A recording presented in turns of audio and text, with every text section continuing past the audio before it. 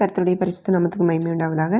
சங்கீதம் 139 5வது வசனத்தை நம்ம பார்த்தோம் அப்படின்னா, முற்புறத்திலும் பிற்புறத்திலும் நீர் என்னை நெருக்கி உமது கரத்தை என் மேல் வைக்கிறீர் அப்படின்னு சொல்லி தாவீது ராஜா அழகாக சொல்கிறாங்க. இந்த அறிவு எனக்கு மிகுந்த ஆச்சரியமும் எனக்கு எட்டாத உயரமாக இருக்கிறது அப்படின்னு சொல்லியிருக்கிறாரு.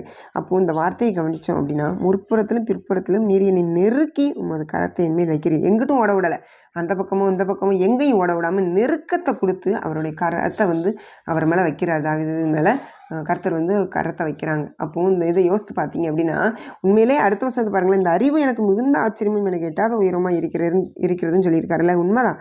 எப்படின்னா, இந்த அறிவு அப்படிங்கும்போது நெருக்கத்தை கூட அவர் அவ்வளோ ஒரு இதாக சொல்கிறாரு. அவருக்கு இருக்கிற நெருக்கத்தில் அவரோடு இருக்கிறத அவர் உணர்ந்து சொல்கிறாரு, இந்த அறிவு எனக்கு மிகுந்த ஆச்சரியமும் எனக்கு எட்டாத உயரமாக இருக்கிறதுன்னு சொல்கிறாரு. ஒரு ஆளை நெருக்கி அவர் கரத்தை வைக்கிறாரு அப்படின்னு, எங்கிட்டும் ஓட விடாதபடி நெருக்கத்தை கொடுத்து அவர் கரத்தை அவர் மேலே வைக்கிறாரு. பார்த்தீங்களா, அதைத்தான் சொல்கிறாரு. எவ்வளோ இது ஒரு ஆச்சரியம், எங்கிட்டும் ஓட முடியாதபடி எனக்கு நெருக்கத்தை கொடுத்து உங்களை மட்டுமே நோக்கி பார்க்க வச்சு உங்கள் கரத்தை என் மேலே வைக்கிங்க அப்படின்னு சொல்லிட்டு அந்த இதை தான் சொல்கிறாரு. இந்த அறிவு எனக்கு ஆச்சரியமாக இருக்குது அப்படின்னு சொல்கிறாரு. இதை நீங்கள் பார்த்தீங்கன்னா, பவுல் அப்போஸ்தலர் 2 கொரிந்தியருக்கு எழுதின நிருபம் 4வது அதிகாரத்தில் நீங்கள் பார்த்தீங்கன்னா, அதில் ஒரு வசனம் கொடுக்கப்பட்டிருக்கு. நாங்கள் எப்பக்கத்திலும் நெருக்கப்பட்டும் ஒடுங்கி போகிறதில்லை, கலக்கமடைந்தும் மனம் முறிவடைவதில்லை, துன்பப்படுத்தப்பட்டும் கைவிடப்படுகிறதில்லை, கீழே தள்ளப்பட்டும் மடிந்து போகிறதில்லை அப்படின்னு சொல்லி கொடுக்கப்பட்டிருக்கு. ஏன்னா இந்த வார்த்தையை இதோட கம்பேர் பண்ணி நீங்கள் பார்த்தீங்கன்னு வச்சுக்கோங்களேன், இவர் என்ன சொல்கிறார், எப்படி கைவிடப்பட்டாலும் நாங்கள் மடிந்து போகிறதில்லை அப்படிலாம் சொல்லியிருக்கிறாருல்ல. அதே தான் இந்த வசனத்துக்கு எப்படி சொல்கிறாரு, எந்த பக்கத்தில் நீங்கள் என்ன நெருக்கத்தை கொடுத்தாலும் உங்கள் கரம் என் மேலே தான் இருக்குது, அதனால் இந்த அறிவு எனக்கு ஆச்சரியமாக இருக்குது அப்படின்னு சொல்கிறாரு. இந்த வசனத்தையும் அப்படி தான், நாங்கள் எப்பக்கத்தில் நெருக்கப்பட்டு ஒடுங்கி போகிறதில்லை, ஏன்னா உங்கள் கரம் எங்கள் கூட இருக்குது, கலக்கமடைந்து மனம் முறிவடைவதில்லை, ஏன்னா உங்கள் கரம் என் கூட இருக்குது, துன்பப்படுத்தப்பட்டும் கைவிடப்படுகிறது, உங்கள் கரம் என் கூடவே இருக்குது, கீழே தள்ளப்பட்டும் மடிந்து போகிறதில்லை, ஏன்னா உங்கள் கரம் எங்கள் கூடவே இருக்குது அப்படிங்கிறது தான் இவர் சொல்கிறாரு. பவுல் அப்போஸ்தலர் அழகாக சொல்கிறாரு. அதே மாதிரி ஏசாயா தீர்க்கதரிசியின் புஸ்தகத்தை நீங்கள் பார்த்தீங்கன்னா, இயேசு கிறிஸ்துவே நெருக்கப்பட்டும் ஒடுக்கப்பட்டும் இருந்தார், அவர் சத்தமிடாத இருக்கிற ஆட்டை போல இருந்தார் அப்படின்னு சொல்லி வார்த்தை கொடுக்கப்பட்டிருக்கு. அப்போ நெருக்கப்படுகிற காலங்களில் அவர் நம்மளுக்கு தஞ்சமானவராக இருக்கார். நெருக்கப்படுகிற எளியவனுக்கு அவர் திடனாக இருக்கார். சங்கீதம், இந்த ஏசாயா அதெல்லாம் பார்த்திங்கன்னா நிறைய வசனங்கள் இருக்குது. நெருக்கப்படுகிறன்னு சொல்லி நிறைய வசனங்கள் இருக்குது.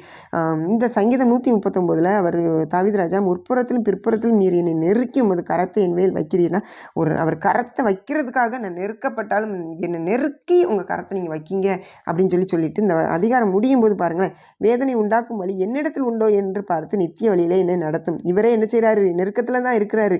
முற்புறத்திலும் பிற்புறத்திலையும் அவர் நெருக்கி அவங்க ஒரு கரத்தை வைக்கிறாரு. அந்த நேரத்தில் இவர் சொல்கிற வார்த்தை என்ன வார்த்தை சொல்கிறாரு, வேதனை உண்டாக்கும் வழி என்னிடத்தில் உண்டோ என்று பார்த்து நித்திய வழியில் என்னை நடத்தும். நம்மளில் எத்தனை பேர் நம்மளுக்கு சொல்ல முடியுதுன்னு சொல்லி நம்ம யோசிக்கணும். நம்ம படுகிற கஷ்டங்கள், பாடுகள், உபத்திரவங்கள் இதையே நம்ம நினச்சிக்கிட்டு நம்ம லைஃப்பை கொண்டு போகிறோமா, அல்லது இந்த நேரத்துலையும் அப்பா உங்கள் கரம் என் கூட இருக்குது, அதை நான் விசுவாசிக்கிறேன், அது மட்டும் இல்லாமல் இந்த நேரத்தில் எனக்கு வேதனையாக தான் இருக்குது, நான் நெருக்கமான நிலைமையில தான் இருக்கேன், ஆனாலும் வேதனை உண்டாக்குற வழி என்கிட்ட இருக்குதான்னு பார்த்து என்னை நித்திய வழியில் என்னை நடத்துங்கப்பா அப்படின்னு சொல்லி நம்மளால் எத்தனை பேர் நம்ம சொல்கிறோம் அப்படின்னு சொல்லி யோசிக்கணும். ஏன்னா சங்கீதக்காரர் அந்த 139வது சங்கீதத்தில் தான் சொல்லிக்கிட்டே வர எல்லாம் சொல்லிட்டு கடைசியாக சொல்கிறாரு, வேதனை உண்டாக்கும் வழி என்னிடத்தில் உண்டோ என்று பார்த்து நித்திய வழியிலே என்னை நடத்தும். நம்ம எத்தனை பேர் இந்த வார்த்தையை நம்ம சொல்கிறோம், நம்ம நெருக்கத்தில் இருக்கிற நேரத்துலையும் அப்பா உங்களை வேதனை உண்டாக்குற வழி என்கிட்ட இருக்குதா, அதை எனக்கு சொல்லுங்கள், என்னை நித்திய வழியில் என்னை நடத்துங்க அப்படின்னு சொல்லி எத்தனை பேர் சொல்கிறோம் அப்படின்னு சொல்லி நம்ம யோசித்து பார்ப்போம். ஏன்னா நம்ம வாழுகிற வாழ்க்கையே நித்திய ஜீவனுக்கான ஓட்டம் தான். இந்த உலகம் ஒரு நாடக மேடை தான். நம்ம வாழ்ந்துக்கிட்டு இருக்கோம். நம்மளுக்கு கர்த்தர் இந்த பூமியில் கொடுத்துருக்கிற பணிகளை அவருக்கு உண்மையாக நம்ம செய்யணும். நம்ம குடும்பமாக இருந்தாலும் சரி, வெளியே வேலை பார்க்குற இடங்களாக இருந்தாலும் எல்லா இடங்களையும் உண்மையாக செய்யணும். ஆனால் நம்ம இந்த ஓடுகிற ஓட்டம் எதற்காக, நித்திய ஜீவனுக்காக. அதைத்தான் தாவீது ராஜா சொல்கிறாரு, வேதனை உங்களை நான் வேதனையில் இருந்தாலும் உங்களை வேதனைப்படுத்துகிற வழி என்கிட்ட எதுவும் இருந்ததுன்னா எனக்கு சொல்லி எனக்கு நீ நித்திய வழி பாதையில் என்னை நடத்துங்க அப்படின்னு சொல்லி அழகாக சொல்கிறார். இதை நம்மளால் எத்தனை பேர் சொல்ல முடியும் அப்படின்னு சொல்லி இன்றைய நாளில் நம்ம சிந்திப்போம். ஆனாலும் நம்ம நெருக்கப்படுகிற காலங்கள் அவர் தான் நம்மளுக்கு தஞ்சமாக இருக்கார்.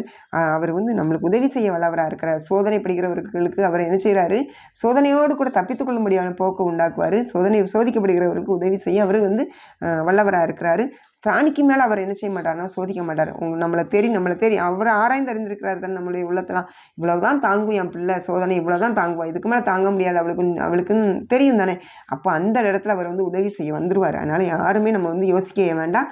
இந்த வார்த்தைகளை நம்ம சொல்லி ஜெபிப்போம். வேதனை உண்டாக்குற வழி என்கிட்ட இருக்காப்பா, நான் நெருக்கப்பட்டாலும் நெருக்கப்படுகிற பாதையில் நான் கடந்து சென்றாலும் தகப்பனே என்னுடைய வாழ்க்கையில் உங்களை வேதனை உண்டாக்குற வழி எதுவும் இருக்குது அப்படின்னா எனக்கு சொல்லுங்கள், என்னை உணர்த்தி நடத்துங்க, நித்திய பாதையில் என்னை நடத்துங்க, நான் உங்கள் நித்திய ஜீவனை சுதந்திரத்துக்குள்ளணும்பா, அந்த கிருபைகளை எனக்கு தாங்க அப்படின்னு சொல்லி நம்ம அனுதினமும் நம்ம ஜெபத்தில் சொல்லும்போது நிச்சயமாகவே கர்த்தருமே மகிமைப்படுவாங்க. இந்த வார்த்தைகள் நம்மளுடைய ஆவிக்குரிய வாழ்க்கைக்கு பிரயோஜனமாக இருக்கும் என்று நான் கர்த்தர்கள் நம்புகிறேன். கர்த்தர் தாமே நம்ம ஒருவரையுடைய பரிசுத்த வரைக்கும் முற்றிலுமாக ஆயத்தப்படுத்துவாராக. ஆமென்.